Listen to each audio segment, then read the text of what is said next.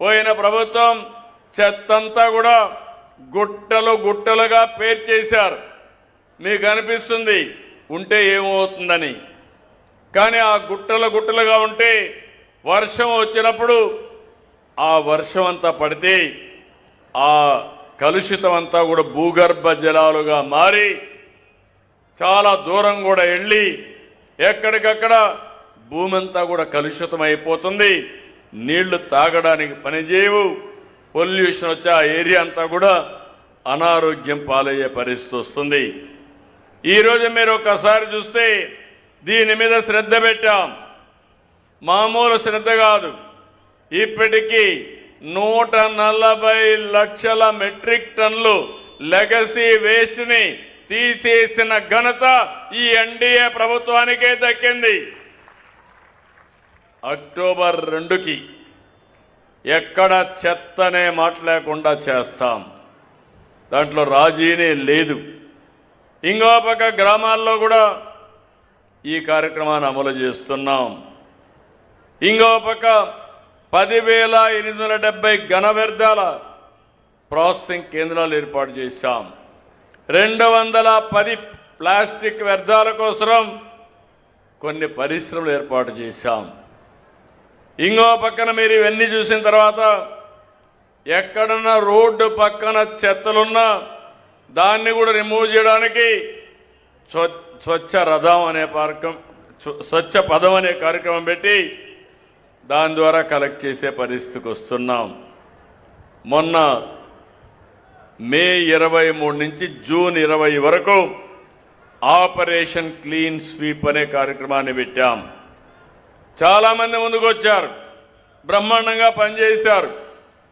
స్వచ్ఛ సర్వేక్షణ్ 25, 26 చాలా బాగా చేయగలిగాం.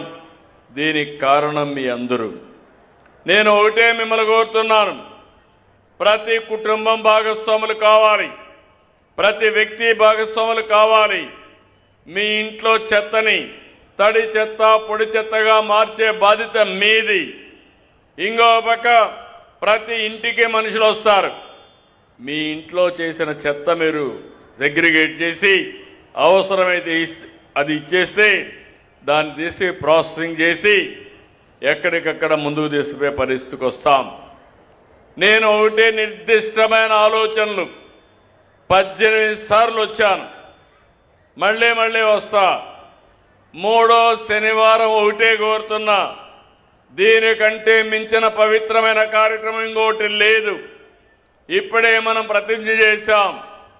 3వ శనివారం కనీసం ఒక 2-3 గంటలు మీరు మనసు పెట్టండి, ఒకసారి ఆలోచించండి, 10 మందికి చెప్పండి. ఇది కానీ మనం చేయగలిగితే భావితరాలు ఆనందంగా ఉంటారు. ఇది ఒక లెగసీగా తయారవుతుంది. మీ అందరికీ నేను ఇచ్చే పిలుపు నెట్ జీరో. మీ ఇంటి మీదనే మీరు కరెంటు ఉత్పత్తి చేసుకోవాలి. మీ ఇంట్లో వచ్చే చెత్తని పొడి చెత్త తడి చెత్తగా తయారు చేసి తడి చెత్తని కాంపోస్ట్గా తయారు చేసుకోవాలి. పొడి చెత్తని డిపార్ట్మెంట్కి ఇస్తే అవసరమైతే కొన్ని మీరు ఇచ్చిన దాని మీద తిరిగి కొన్ని నిత్యావసర వస్తువులు మీకు ఇస్తాం. దేనికి పనికిరాని చెత్త మనం కరెంట్ ఉత్పత్తి చేయడానికి పంపిస్తాం. ఇంకో పక్కన భవిష్యత్తులో కార్బన్ న్యూట్రల్ అని మాట్లాడుతున్నాను నేను. స్కూల్లో కానీ కాలేజీల్లో కానీ గ్రామాల్లో కానీ మున్సిపాలిటీస్ కానీ ఎక్కడైనా సరే ముందు నెట్ జీరో. మన ఇంట్లో చెత్తని మనం కన్వర్ట్ చేయడం. మన ఇంటి మీద పడిన వర్షం ఈ సంవత్సరం అయితే వర్షాలు కూడా లేవు, అది కూడా నేను వస్తాను. ఆ నీళ్లు భూగర్భ జలాలుగా మార్చుకోవడం. 3వది అందరం కూడా ఆలోచించాల్సింది మన ఇంటిపైనే కరెంటు తయారు చేసుకోవడం. ఇది తయారు చేసుకోగలిగితే ఎక్కడా లేనటువంటి వెసులుబాటు వస్తుంది. ఈరోజు మీరు ఒక్కసారి ఆలోచించండి, ఎగ్జాక్ట్గా 12 సంవత్సరాల కంటే ముందు కృష్ణా డెల్టాకు నీళ్లు వచ్చేటివి కాదు.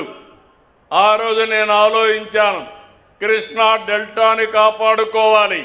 ఒక చరిత్ర ఉన్న డెల్టా కృష్ణా డెల్టా, అంతేకాకుండా దేశానికి అన్నపూర్ణగా దేశానికి అన్నం పెట్టిన స్థలం ఈ కృష్ణా జిల్లా.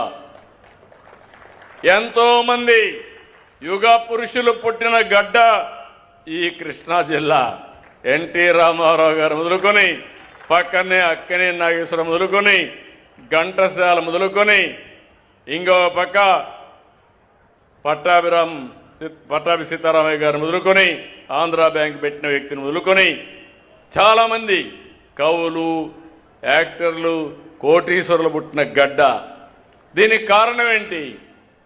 మొట్టమొదటిసారిగా నీళ్లు వచ్చాయి. నీళ్లు నాగరికత నేర్పింది. దాని మీద బాగా చదువుకున్నారు, దేశ విదేశాలకు వెళ్ళారు, అన్ని రంగాల్లో రాణించారు.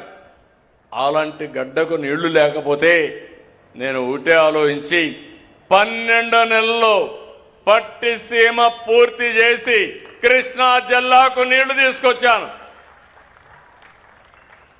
ఈ సంవత్సరం 48% వర్షాభావం. ఆల్మట్టికి నీళ్లు రాలేదు, నారాయణపూర్కి రాలేదు.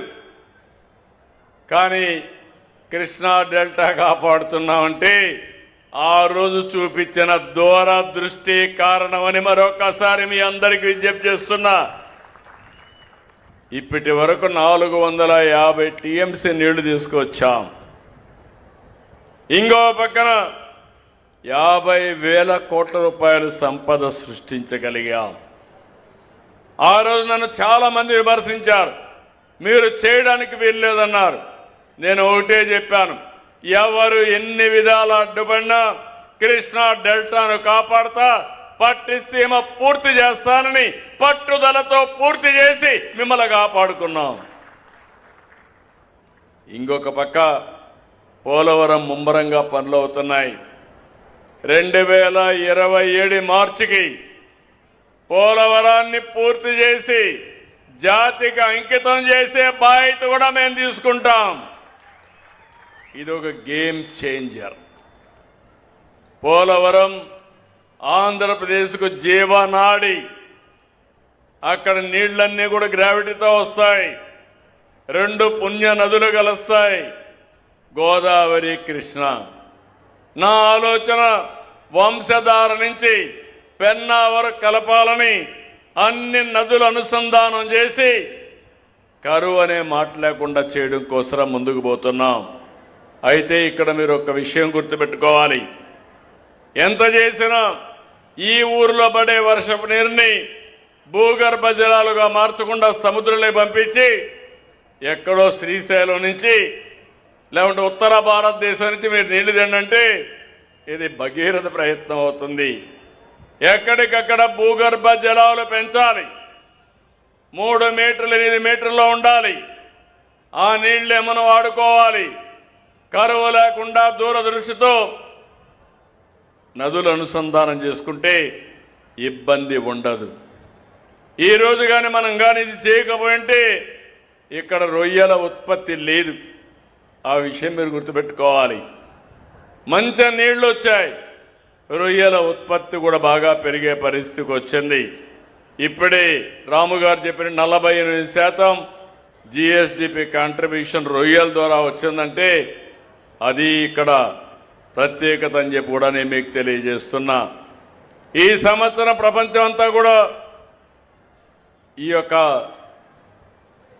యుద్ధం వల్ల పరిస్థితులన్నీ అతలాకుతలమైనాయి, లాజిస్టిక్స్ డిస్టర్బ్ అయినాయి. మన షింపుకు ధర తగ్గే పరిస్థితి వచ్చింది.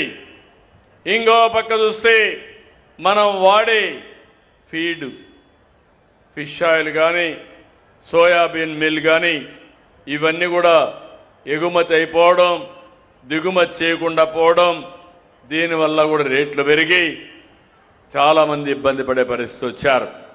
మొన్నే పీయూష్ గోయల్ గారితో మాట్లాడాం, నిన్నే నిర్మలా సీతారామన్తో మాట్లాడాం.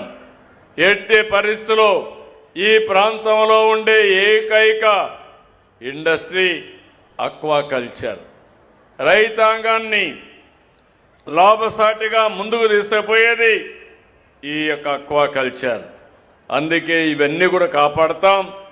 అందుకే మీరు చూస్తే మొట్టమొదటిసారిగా ₹50 కరెంటుతో జోన్ నాన్ జోన్ అనే పేరు లేకుండా అందరికీ ₹50కే కరెంట్ ఇచ్చిన ఘనత ఎన్డీఏ ప్రభుత్వానిది. ఇప్పుడే ఒక మాట చెప్పాడు రాము గారు, ఊరల్లో చైతన్యం తీసుకొస్తాం, ఎక్కడ పొల్యూషన్ లేకుండా చూస్తామని. అది మీరు చేయాల్సిన అవసరం ఉంది. మీ ఫామ్ పండ్లో కూడా పొల్యూషన్ లేకపోతే దానివల్ల దిగుబడి పెరుగుతుంది, నాణ్యత పెరుగుతుంది. దానికి అదనంగా ట్రేసబిలిటీ చేయగలిగితే మన ప్రోడక్ట్ ప్రపంచం మొత్తం వాడే పరిస్థితి వస్తుంది. మీరు ఇక్కడ ఒక విషయం గుర్తుపెట్టుకోవాలి.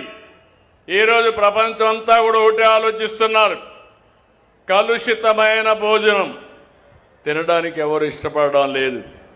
ఎక్కడన్నా మీరు యూరియా ఎక్కువ వేస్తే టెస్ట్లో ఆటోమేటిక్గా వచ్చేస్తున్నాయి. క్రిమి సంహారక మందు ఎక్కువ కొడితే దాన్ని వాడే పరిస్థితులు లేరు. మనలో చైతన్యం వచ్చి నేను అందుకనే ముందు చూపుగా ఎప్పుడో దీనికోసం ఈ యొక్క నేచర్ ఫార్మింగ్ కూడా ప్రకృతి సేద్యాన్ని కూడా తీసుకొచ్చాం. మొన్నే మీ అందరికీ రైతులందరికీ అన్నదాత సుఖీభవ పిఎం కిసాన్ కింద ప్రతి సంవత్సరం ₹20,000 మీ అకౌంట్లో వేసే ఏకైక ప్రభుత్వం ఎన్డీఏ ప్రభుత్వం.